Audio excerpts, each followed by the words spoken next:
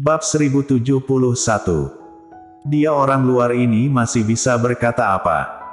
Terima kasih apa? Aku tahu kamu tidak akan kembali denganku.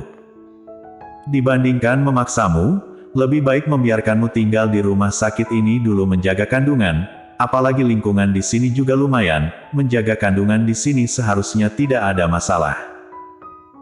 Mengenai keadaan Golden Ye, aku barusan sudah mencari tahu keadaannya dari rumah sakit, kamu juga jangan terlalu khawatir. Karena ada Annie Song dan Jerry Yuchi, jadi Audrey Han jauh lebih tenang. Setelah makan siang, dia mencari waktu kosong tidur siang. Benar kata Bibi, dia harus percaya pada dokter. Pada saat yang bersamaan, dia juga harus percaya Golden Ye. Dia pasti akan siuman lebih awal. Setelah melewati masa pengamatan, Golden Ye dipindahkan dari ICU ke ruang rawat biasa. Awalnya berencana satu kamar dengan Audrey Han.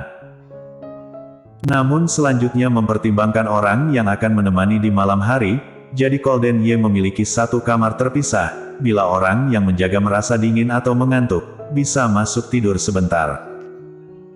Jam 8 malam, Audrey Han datang, dia bicara sebentar dengan adiknya, Arthur Xiao dan Gita juga datang.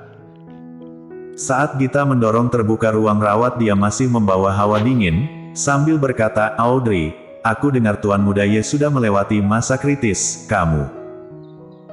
Ucapan ini berhenti saat dia melihat di dalam kamar rawat masih ada Audrey Han, lalu berdiri tertegun di pintu kamar rawat, pintu terbuka setengah. Sebuah tangan besar masuk, menekan di sekitar tangannya, membuka pintu sepenuhnya, lalu menunduk menatap gadis yang lebih pendek darinya di depannya, dengan suara berat bicara. Masuklah baru bicara lagi. Gita menarik tangannya, lalu dengan menurut melangkahkan langkah masuk, Arthur Xiao berjalan masuk di belakangnya, sekalian menutup pintu kamar rawat. Karena cuaca dingin, Gita mengenakan jaket berwarna merah jambu, rambutnya diikat menjadi satu cepolan, syal yang berwarna terang dan longgar menutupi setengah wajahnya, hanya menunjukkan hidung dan matanya yang indah. Sedangkan Arthur Xiao mengenakan jaket panjang berwarna hitam, saat keduanya masuk tubuh mereka membawa rasa dingin, yang satu tinggi, yang satu pendek, melihatnya sangat serasi. Muncul kilasan sengit di mata Audrey Han, selanjutnya disembunyikan. Nyonya muda. Arthur Xiao mengangguk menyapa Audrey Han.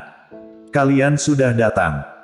Audrey Han tersenyum, menatap ke arah Gita, Glenn tidak datang. Kelihatannya dia sangat menurut padamu.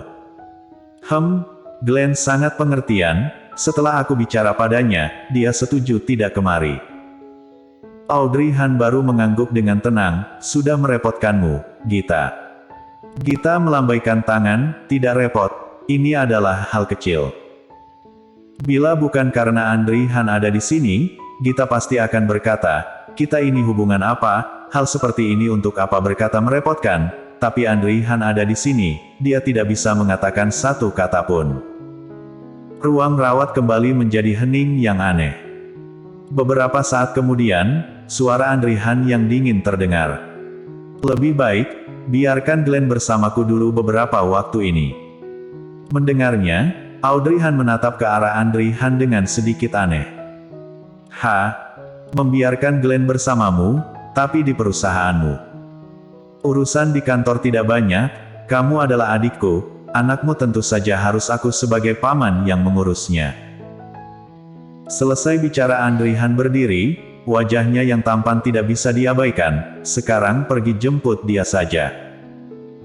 Audrey Han tiba-tiba tidak tahu bisa berkata apa, karena dari mata Audrey Han, dia dapat melihat kesungguhan, sepertinya memutuskan harus melakukan hal ini. Untuknya, Audrey Han dan Gita adalah orang yang sama-sama pantas dipercaya, jadi tidak peduli Glenn ada di mana, dia bisa tenang. Namun ucapan ini tidak enak di telinga Gita. Dia berkata, Audrey Han adalah adiknya, Glenn sudah seharusnya dijaga dia sebagai paman.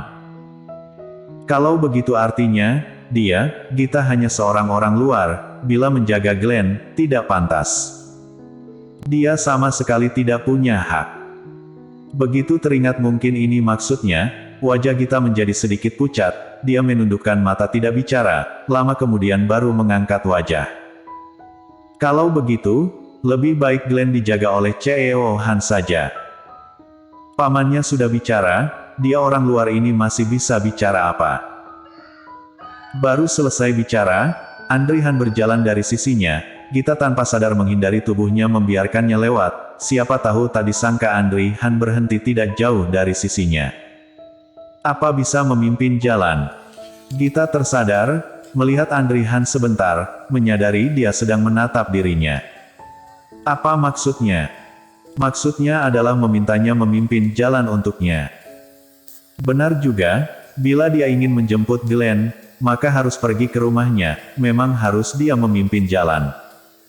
Gita mengangguk datar, boleh.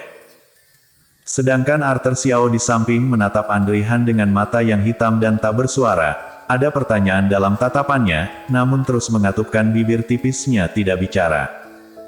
Gita berpaling pada Audrey Han. Kalau begitu Audrey, aku bawa dia pergi menjemput Glenn, sebentar lagi kembali. Hati-hati di jalan.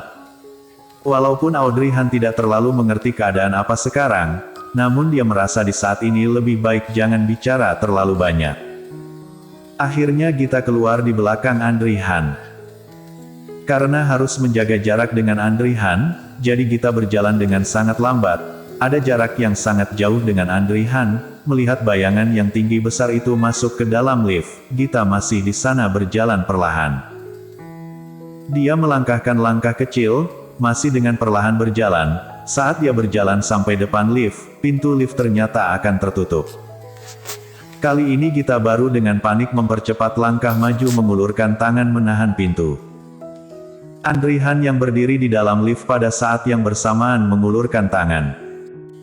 Tangan keduanya tidak hati-hati bersentuhan. Ding! Lift merasakan sensor sentuhan, kembali terbuka kedua sisi. Gita menarik tangan seperti tersengat listrik, tertegun menatap Andri Han. Maaf. Aku tidak sengaja. Dia barusan menyentuh tangan Andri Han bukan? Apa dia akan mengira dirinya sengaja menyentuhnya? Apakah akan menjadi lebih benci padanya? Apakah akan merasa dirinya sedang tarik ulur? Gita berdiri di tempat, hatinya risau. Suara dingin Andri Han terdengar dari dalam lift. Tidak pergi.